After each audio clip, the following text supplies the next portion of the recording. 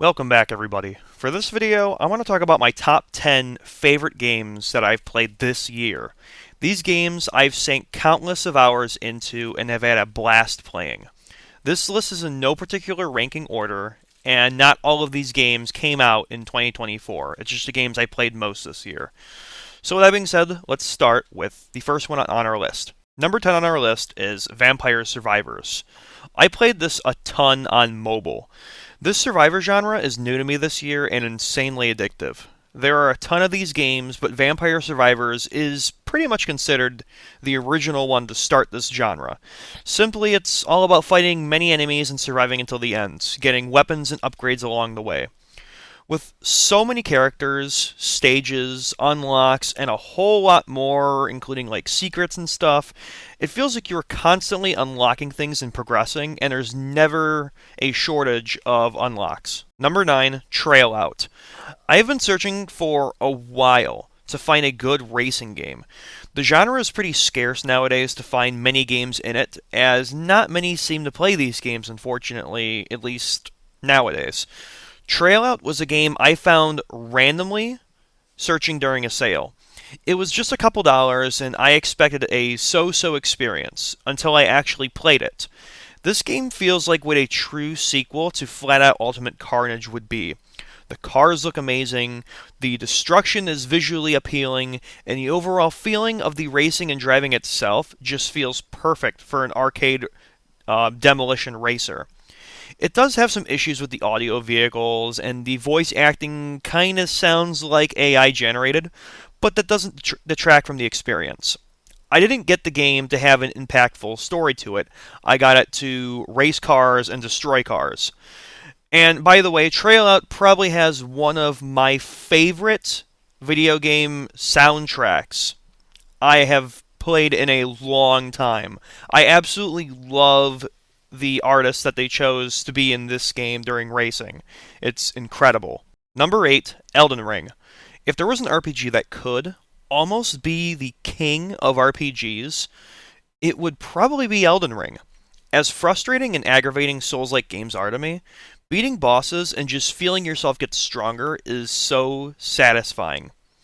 Beating that one boss that you were stuck on for a while and finally delivering that final blow, it feels so good. This game is jam-packed with so much stuff.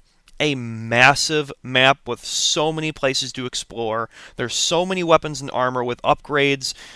A pretty amazing spell magic system that just feels great to use. This game clearly deserves the awards and praise it has received since release. Plus, it has another expansion coming out too. It also has some of the best voice acting I've seen in a modern day game in the past couple years. It has an incredibly immersive music and story that really brings the game to life to the player when you're playing it. Number 7, Zero K. It's no secret that I love RTS games. Of them all, though, I think Zero K takes the cake as my favorite one. There are just so many factories that make so many troops on hundreds of different maps. Literally hundreds. I wouldn't be surprised if it's well over 1,000. The simple graphic design allows the game to run well on medium range rigs. It's insane what Zero K offers for free and still receives updates to this day. It was honestly hard to go between Zero K and Beyond All Reason for number 7, but I think Zero K, I think that wins out between the two for me personally, just by a small amount. Number 6 is World of Warcraft, a game that is still a legendary title 20 years later. Warcraft will always have a special place in my heart. The past 2 expansions were pretty not too great in my opinion, but The War Within, the current expansion, is so much fun. Blizzard has done a lot of things to make this expansion better than the past few. The new Delve feature is probably one of my favorite things, but the best thing in retail Warcraft is the Dragonflight with all the flying mounts. I think this is a change that was long awaited. With an ever-expanding world, it was time that flying is sped up to make transportation quicker. And don't even get me started with the World of Warcraft Classic. You got Cataclysm Classic, which is soon going to turn into Mists of Pandaria Classic. You have Vanilla Realm, Season of Discovery. It just seems like there's something for everybody here. Number 5 would be Left 4 Dead 2. This is one of my most played games of all time. I have loved Left 4 Dead 2 since I got it on Christmas in 2009. All Valve games have that wonderful charm to them that other games just can't replicate. This is the game that I still play to this day, either alone or online servers or with friends and family. Ever since they put all of the Left 4 Dead 1 content into the game and the workshop with thousands of add-ons, Left 4 Dead 2 is a staple in the history of video games and offers hundreds, possibly even thousands of hours of playtime. This was when there was no live service standards, no battle passes. It was just a simpler time. You load up the game, you have fun, and it doesn't rely on leaderboards really or unlocking things. No daily missions with fear of missing out, no microtransactions. It was just a simpler time in gaming. Number 4, Teardown. If you love a game where the objective is to destroy anything and everything in your path, it's got to be Teardown. Everything but the environment itself is destructible. There is even a workshop with a ton of stuff to further increase your desire for destruction. Finding collectibles and maps to gather money is pretty fun. There are also a bunch of tools you unlock throughout the game with upgrades too. I do wish it had some kind of random generated post-game mode, but I think it'd be pretty challenging to make since everything in the game is breakable.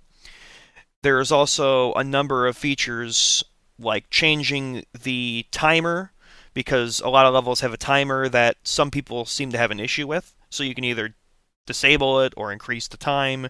You can unlock everything immediately if you really wanted to, but I recommend just going through the story and unlocking things that way first. But honestly, you get the game, it's up to you, it's in the options.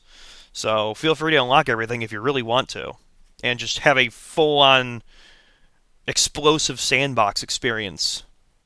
Number 3, RoboQuest. RoboQuest has got to be one of the best roguelites I've played in a long time. Binding of Isaac Rebirth with all the DLC and workshop will always be a number 1 for me. But this game is a close second place champion and really competes for number 1 many times when I was playing it. The game plays similar to a shooter like Doom, with elements that make it feel like it was inspired by possibly Borderlands. The feeling of the weapons, the very fast-paced movement, moving around the map. There are lots of weapons with different variants, characters with unique abilities, and a lot of unlockable things that are everywhere. Recently, they updated the game with a new Endless mode, and that is something that I have yet to try out. Number 2, Halls of Torment. So far, my favorite survivor genre game. I have played this game almost every day for a few hours before bed, most times, possibly even in the morning for a couple hours.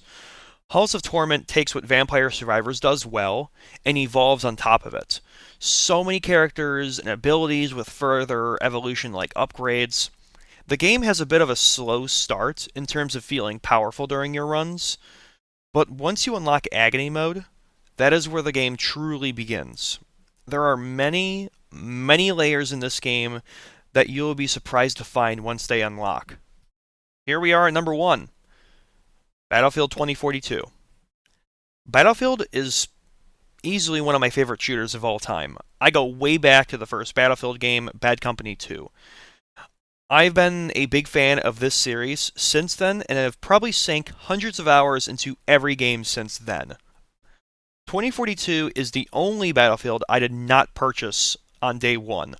This game probably had the roughest launch of all the games. Every Battlefield fan remembers the launch of Battlefield 4, which had severe optimization issues in the beginning. Now, though, 2042 has had many fixes applied to it, as well as a lot of content added to the game. Is it on the same level as, say, Battlefield 3 or 4 with the amount of playable maps or weapons? No, definitely not. But even though it lacks the content that previous games have, 2042 proves itself to be a great game. Grinding for attachments and vehicle upgrades is quite fun, but it does feel tedious at times. This battlefield does have an offline mode, which does allow progression for things to grind out, and that makes the process much easier. And then you could just go back online when you get whatever you want unlocked and go back to having fun online. This game, easily, has probably the best attachment system and vehicle customization I've seen in any other Battlefield game. Being able to switch attachments on the fly on your weapons through a couple selections for each of the areas on the gun is pretty cool. Being able to be ready for close range, medium range, or long range conflicts on the fly. Is it better than the older Battlefield games like 3 or 4, or even 1, for example, overall speaking? No. But it does a lot of things good on its own, and has really proved itself to be a great game.